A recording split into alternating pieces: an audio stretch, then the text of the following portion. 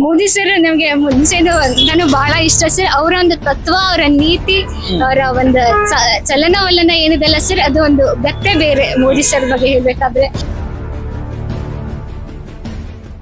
ಈಗ ಸಾಯಿಸ್ತಾರಲ್ಲ ಅವ್ರಿಗೆ ರಿಟರ್ನ್ ಪ್ರಾಣ ಕೊಡಕ್ ಬರುತ್ತಾ ಕೇಳಿ ಸರ್. ಅವ್ರಿಗೆ ಸಾಯಿಸೋದೇನು, ಯಾರಿಗಾರಕ್ಕೂ ಕೊಟ್ಟು ಚುಚ್ಬಿಟ್ಟು ಹೊಟ್ಟೋಗ್ತಾರೆ. ಮೋದಿ ಸರ್ ಅಂತ ಬರುತ್ತೆ ಹೊರತು ಅವ್ರದ್ದು ಏಕವಚನದಲ್ಲಿ ಮಾತಾಡ್ಲಿಕ್ಕೆ ಆಗೋದೇ ಇಲ್ಲ. ಅದು ನಮ್ಗೆ ನಾವು ಅವಮಾನ ಮಾಡ್ಕೊಂಡಂಗ ಆಗುತ್ತೆ. ರೆಸ್ಪೆಕ್ಟ್ ಕೊಡ್ತಾ ಇದ್ರೆ ರೆಸ್ಪೆಕ್ಟ್ ಸಿಗುತ್ತೆ. ಸೊ ಪಾಕಿಸ್ತಾನದವ್ರಿಗೆ ಹೇಳೋದೇನಂದ್ರೆ ರೆಸ್ಪೆಕ್ಟ್ ಕೊಡಿ, ರೆಸ್ಪೆಕ್ಟ್ ತಗೊಳ್ಳಿ. ಸರ್ ಈಗ ನಮ್ಮ ಆರ್ಮಿ ಬಗ್ಗೆ ಏನ್ ಹೇಳಕ್ ಇಷ್ಟಪಡ್ತೀರಾ ಸರ್? ಅಷ್ಟೇ, ಅದ್ರ ಮೇಲೆ ಮಾತೇ ಇಲ್ಲ ಅದ್ರ ಬಗ್ಗೆ. ಹಾಯ್, ಹಲೋ, ನಮಸ್ಕಾರ, welcome back to Shetty contents guys. ಏನಪ್ಪಾ ಅಂತಂತಂದ್ರೆ ಇವತ್ತಿನ ವಿಷಯ ಸಿಕ್ಕಾಪಟ್ಟೆ ಬೇಜಾರಾಗಂತ ವಿಷಯ, ಹಂಗೆ ತುಂಬಾ ಖುಷಿ ಪಡುವಂತ ವಿಷಯ. 26 ಜನ ನಮ್ಮ ಇಂಡಿಯನ್ಸ್ ಏನ್ ಸಾಯಿಸಿದ್ರು ಆಗ ಪಾಕಿಸ್ತಾನ್ ಟೆರರಿಸ್ಟ್ಗಳು, ಅದಕ್ಕೆ ಪ್ರತಿಕಾರವಾಗಿ ನಮ್ಮ ಇಂಡಿಯಾ ಒಳ್ಳೆ ಫೈಟ್ ಮಾಡಿ ಅವ್ರಿಗೆ ಒಳ್ಳೆ ಬುದ್ಧಿ ಕಲಿಸುತ್ತೆ. ಈಗ ಎಷ್ಟೋ ಜನ ಅದ್ರ ಬಗ್ಗೆ ವಾರ್ ಬೇಡ ಅಂತ ಹೇಳಿದ್ದಾರೆ, ಆಪರೇಷನ್ ಸಿಂಧೂರ ಹೆಸರು ಚೆನ್ನಾಗಿಲ್ಲ ಅಂತ ಹೇಳಿದ್ದಾರೆ. ಇನ್ನು ಸುಮಾರು ನಮ್ಮ ಇಂಡಿಯಾ ಬಗ್ಗೆನೇ ತಪ್ಪಾಗಿ ಮಾತಾಡೋರು ಸುಮಾರು ಜನ ಇದ್ದಾರೆ. ಓಕೆನಾ? ಅಂತ ಜನಗಳ ಮಧ್ಯೆ ಕೂಡ ನಮ್ಮ ಮೈಸೂರಿನ ಜನತೆಗಳು ಇದ್ರ ಬಗ್ಗೆ ಏನ್ ಹೇಳ್ತಾರೆ ಅನ್ನೋದು ಇವತ್ತು ನಮ್ಮ ಕಾನ್ಸೆಪ್ಟ್ ನ ರೆಡಿ ಮಾಡ್ಕೊಂಡಿದ್ದೀವಿ. ಬನ್ನಿ ಇವತ್ತು ನಮ್ಮ ಜನಗಳ ಹತ್ರ ಹೋಗಿ ನಾವು ಮಾತಾಡ್ಸೋಣ. ಓಯ್ ಶೆಟ್ರೆ,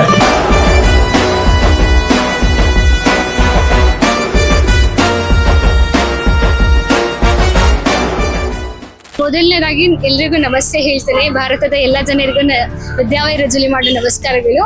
ಇದು ಏನು ಪಹಲ್ಗಾಮ್ ಅಲ್ಲಿ ಅಟ್ಯಾಕ್ ನಡೀತು 22ಗೆ, ಇದು ಬಹಳ ದುಃಖದಾದಂತ ವಿಷಯ ಸರ್.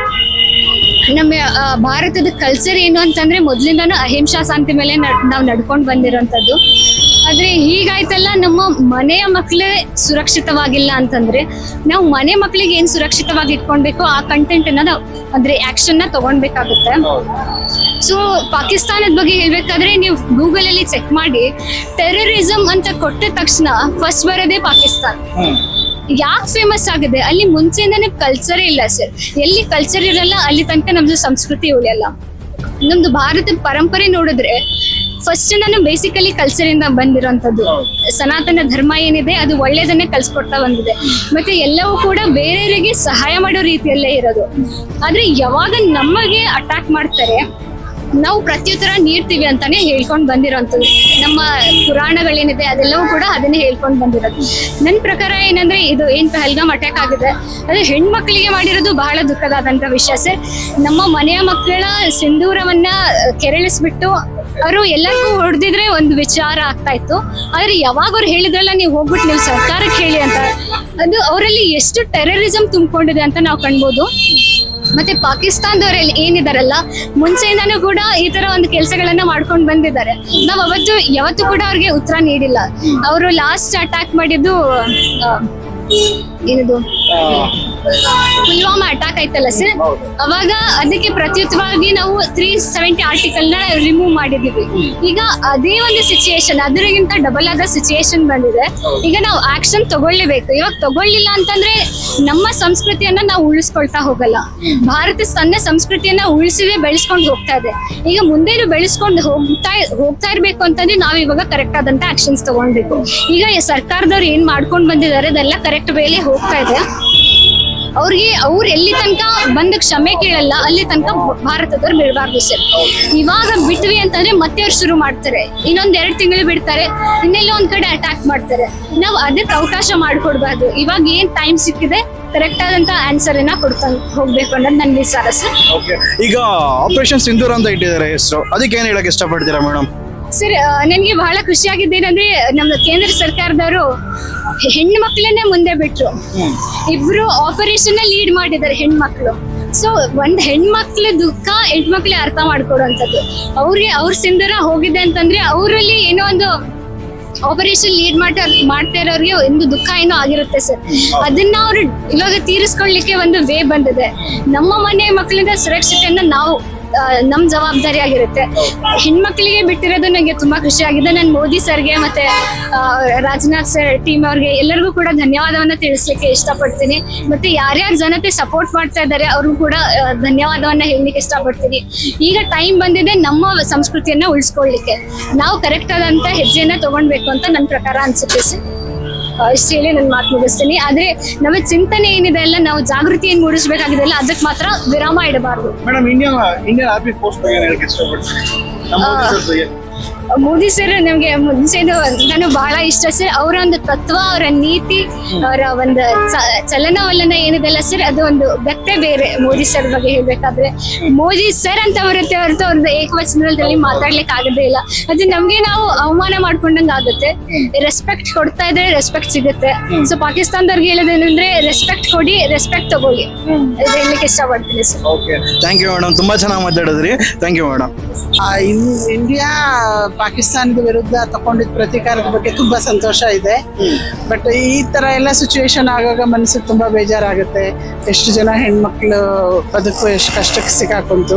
ಮತ್ತೆ ಯುದ್ಧ ಆದ್ರೆ ಇನ್ನೂ ತೊಂದರೆಗಳು ಹೆಚ್ಚೇ ಆಗುತ್ತೆ, ನಾಗರಿಕರಿಗೆ ತೊಂದರೆ ಆಗುತ್ತೆ. ಈಗ ಕದನ ವಿರಾಮ ಆಗಿರೋದ್ರಿಂದ ಸಂತೋಷನೇ ಆಗ್ತಿದೆ. ಮುಂದೆ ಪಾಕಿಸ್ತಾನ ನಮಗೇನು ತೊಂದರೆ ಕೊಡದೇ ಇದ್ರೆ, ಸಾರ್ವಜನಿಕರಿಗೆ ಏನು ತೊಂದರೆ ಮಾಡದೇ ಇದ್ರೆ, ಈ ಉಗ್ರ ಚಟುವಟಿಕೆಗಳನ್ನು ನಿಲ್ಲಿಸಿದ್ರೆ ಸಾಕು ಅಂತ ಅನ್ನಿಸ್ತಾ ಇದೆ. ಓಕೆ ಮೇಡಮ್, ಇದಕ್ಕೆ ಇನ್ನೊಂದೇನಪ್ಪ ಅಂತಂದ್ರೆ, ಈಗ ಆಪರೇಷನ್ ಸಿಂಧೂರ್ ಅಂತ ಹೆಸರಿಟ್ಟಿದ್ರು. ಈಗ ಸಿಂಧೂರನ್ನ ಹೆಸರು ಇಡ್ಬಾರ್ದಾಗಿತ್ತು ಅಂತ ಸುಮಾರು ಜನ ಹೇಳ್ತಿದ್ದಾರೆ. ಆಮೇಲೆ ಪಾಕಿಸ್ತಾನ ಪರವಾಗಿ ಸುಮಾರು ಜನ ಮಾತಾಡ್ತಿದ್ದಾರೆ. ಅಂತವ್ರಿಗೆ ಏನ್ ಹೇಳ್ತೀರಾ? ಇದು ಖಂಡಿತ ಇದೇ ದೇಶದ್ರೋಹದ ವಿಚಾರ ಅಂತ ಅನ್ಸುತ್ತೆ. ಸಿಂಧೂರ್ ಅಂತ ಇಟ್ಟಿರೋದು ಕರೆಕ್ಟ್ ಆಗೇ ಇದೆ, ಆಪ್ಟ್ ಆಗೇ ಇದೆ ತುಂಬಾ ಈ ಆಪರೇಷನ್ಗೆ. ಬಟ್ ಅವ್ರ ಪರವಾಗಿ ಮಾತಾಡೋದನ್ನ ನಾನು ತುಂಬಾ ಖಂಡಿಸ್ತೀನಿ. ಮ್ಯಾಮ್, ಈಗ ಇನ್ನೊಂದೇನಪ್ಪ ಅಂತಂದ್ರೆ, ಈಗ 26 ಜನ ಸತ್ರು, ಅವ್ರಿಗೆ ಕೂಡ ಅಷ್ಟು ವ್ಯಾಲ್ಯೂ ನಾವು ಹೊರಗಡೆ ಅಂತಂದ್ರೆ ವ್ಯಾಲ್ಯೂ ಕೊಡ್ಲೇಬೇಕು ಅವ್ರಿಗೂ ಕೂಡ. ಅದ್ರಲ್ಲೂ ಕೂಡ ನಮ್ಗೆ ಈಗ ನಮ್ಮ ಇಂಡಿಯನ್ ಫೋರ್ಸ್ ಏನ್ ಮಾಡ್ತಿದೆ ಅಂತಂದ್ರೆ, ಅವ್ರು ಟೆರರಿಸ್ಟ್ ಮೇಲೆ ಅಟ್ಯಾಕ್ ಮಾಡ್ತಿದೆ. ಬಟ್ ಅಲ್ಲಿ ಜನಗಳಿಗೆ ಏನೋ ಅಟ್ಯಾಕ್ ಮಾಡ್ತಿಲ್ಲ. ಇಲ್ಲಿ ಏನಾಗ್ತಿದೆ ಅಂತಂದ್ರೆ, ಆದಷ್ಟು ಪರವಾಗಿ ಮಾತಾಡ್ತಿದ್ದಾರೆ ಪಾಕಿಸ್ತಾನ ಪರವಾಗಿ. ಇದ್ರ ಬಗ್ಗೆ ಏನ್ ಹೇಳ್ತೀರಾ? ಪಾಕಿಸ್ತಾನದ ಪರವಾಗಿ ಮಾತಾಡಕ್ಕೆ ಇಲ್ಲೇನು ವಿಷಯನೇ ಇಲ್ವಲ್ಲ. ಅವ್ರು ಮಾಡಿದ್ದು ಖಂಡಿತ ಶುದ್ಧ ತಪ್ಪು, ಅದು ತುಂಬಾ ತಪ್ಪು. ಇದನ್ನ ಎಲ್ಲರೂ ಖಂಡಿಸ್ಬೇಕಾಗಿರೋದೆ. ಪಾಕಿಸ್ತಾನದ ಪರವಾಗಿ ಮಾತಾಡೋರ ಬಗ್ಗೆ ನನಗೆ ಧಿಕ್ಕಾರ ಇದೆ. Okay madam, thank you. India ಈಗ ಮಾಡ್ತಿರ್ತಕ್ಕಂಥ ದಾಳಿ ಏನಿದೆ, ಇದು ಯುದ್ಧ ಅಲ್ಲ. ಎಲ್ಲ ಅದನ್ನೇ ತಪ್ಪಾಗಿ ತಿಳ್ಕೊಂಡಿರ್ತಕ್ಕಂಥದ್ದು. ಇಂಡಿಯಾ ಭಯೋತ್ಪಾದಕರು ಮಾಡಿದಂಥ ದಾಳಿಗೆ ಪ್ರತೀಕಾರವಾಗಿ ಎಲ್ಲೆಲ್ಲಿ ಭಯೋತ್ಪಾದಕರ ತಂಗುದಾಣಗಳಿದೆ ಅಲ್ಲಲ್ಲಿ ಅವರು ದಾಳಿ ಮಾಡ್ತಿರ್ತಕ್ಕಂಥದ್ದು. ಇದನ್ನ ತಪ್ಪಾಗಿ ಭಾವಿಸ್ತಾರೆ. ಇದು ಯುದ್ಧ ಅಲ್ಲ. ಈ ಭಯೋತ್ಪಾದನೆ ನಿಗ್ರಹಿಸ್ತಕ್ಕಂಥದ್ದು ಇಡೀ ಪ್ರಪಂಚದ ಒಂದು ಚಾಲೆಂಜು, ಯಾವುದೇ ಪ್ರತಿಷ್ಠೆ ಆಗದೆ. ಅದರಿಂದ ಇಂಡಿಯಾ ಮಾಡ್ತಕ್ಕಂಥ ಕ್ರಮ ಭಯೋತ್ಪಾದನೆ ನಿಗ್ರಹ ಮಾಡ್ತಕ್ಕಂಥ ಒಂದು ಪ್ರಯತ್ನ. ಇದನ್ನ ಪಾಕಿಸ್ತಾನಕ್ಕೂ ಇಂಡಿಯಾಕ್ಕೂ ಯುದ್ಧ ಅಂತಕ್ಕಂಥ ರೀತಿಯಲ್ಲಿ ವೈಭವೀಕರಿಸ್ತಕ್ಕಂಥದ್ದು ತಪ್ಪು. ಇದು ಭಯೋತ್ಪಾದನೆ ನಿಗ್ರಹ ಮಾಡ್ತಕ್ಕಂಥ ಒಂದು ಪ್ರಯತ್ನ. ಇದರಲ್ಲಿ ಕೇಂದ್ರ ಸರ್ಕಾರ ಒಳ್ಳೆಯ ಸ್ಟೆಪ್ಗಳು ತಗೋತದೆ, ಅದಕ್ಕೆ ನಾವು ಸ್ವಾಗತ ಮಾಡ್ತೀವಿ. ಆ ನಿಟ್ಟಿನಲ್ಲಿ ಪಾಕಿಸ್ತಾನ ಸರ್ಕಾರನೂ ಸಹ ಸ್ಪಂದಿಸಿದ್ರೆ ಸರಿ, ಇಲ್ಲ ಅಂದ್ರೆ ಅದಕ್ಕೆ ತಕ್ಕ ಪ್ರತಿಫಲನ ಪಾಕಿಸ್ತಾನ ಸರ್ಕಾರ ರಾಷ್ಟ್ರ ಅನುಭವಿಸ್ಬೇಕಾಗುತ್ತೆ. Thank you. ಆಮೇಲೆ ನಮ್ಮಿಲ್ಲೇ ಇಂಡಿಯಾದಲ್ಲೇ ನಾವು ಎಷ್ಟೊಂದೆಲ್ಲ ಪ್ಲೇಸ್ ನೋಡ್ಬೋದು. ನಾವು ಕಾಶ್ಮೀರಕ್ಕೆ ಹೋಗ್ಬೇಕು ಅನ್ನೋದು ನಮ್ಗೇನು ಹುಚ್ಚು ಬೇಡಿ. ಬನ್ನಿ, ನಮ್ಮ ಮೈಸೂರಿಗೆ ಬನ್ನಿ, ಬೆಂಗಳೂರಿಗೆ ಬನ್ನಿ, ಎಂತೆಂಥ ಪ್ಲೇಸ್ ಇದೆ ನಮ್ಮ ಇಲ್ಲೇ ನೋಡ್ಬೋದಲ್ಲ. ಯಾಕೆ ಅಲ್ಲಿ ಹೋಗ್ಬೇಕು ನಾವು? ಅಲ್ಲೆಲ್ಲ ಈ ಥರ ಆಗುತ್ತೆ ಅಂತ ನಮಗೆ ಗೊತ್ತಿದ್ರು ನಾವು ಯಾಕೆ ಹೋಗ್ಬೇಕು? ನಮ್ದು ಕೆಲವು ತಪ್ಪಿದೆ ಅಲ್ವಾ ಸರ್? ಪಾಕಿಸ್ತಾನ ಸಹ ಭಾರತದ ಒಂದು ಅವಿಭಾಜ್ಯ ಅಂಗ. ಅದು ಪ್ರೇಕ್ಷಣೀಯ ಸ್ಥಳಗಳು ಹೋಗೋದು ಸರಿ. ಅದ್ರ ಜೊತೆಗೆ ಕಾಶ್ಮೀರನು ಸಹ ನಮ್ಮದು ಅವಿಭಾಜ್ಯ ಅಂಗ. ಅಲ್ಲಿ ಅವರು ಬಂದು ಉಪಟಳ ತೋರಿಸ್ತಕ್ಕಂಥ ಪ್ರಕ್ರಿಯೆ, ಅದಕ್ಕೆ ಸರಿಯಾದ ಉತ್ತರ ಕೊಡಲೇಬೇಕು. ಅದ್ರ ತಕ್ಕಂಥ ನಿಟ್ಟಿನಲ್ಲಿ ಸರ್ಕಾರ ಒಳ್ಳೆ ಕ್ರಮ ತಗತ್ತದ, ಅದಕ್ಕೆ ನಾವು ಸ್ವಾಗತಿಸ್ತೀವಿ. ಶಸ್ತ್ರಾಸ್ತ್ರಗಳಲ್ಲಿ ಎಲ್ಲ ಯುದ್ಧ ವಿಮಾನಗಳಲ್ಲಿ ಎಲ್ಲ ಸ್ಟ್ರೆಂತು ಚೆನ್ನಾಗಿದೆ. ಈಗ ಪುಲ್ವಾಮ ದಾಳಿಯಿಂದ ನಮಗೆ ಬೇಸರವಾಗಿದೆ. ಅಲ್ಲಿ ನಡೆದ ಒಂದು ದುರ್ಘಟನೆಯಿಂದ ಬೇಜಾರಾಗಿದೆ. ಅದಕ್ಕೆ ಪ್ರತ್ಯುತ್ತರವಾಗಿ ನಮ್ಮ ಇಂಡಿಯಾ ಏನು ಮಾಡಬೇಕು ಎಲ್ಲ ಮಾಡ್ತಾ ಇದೆ.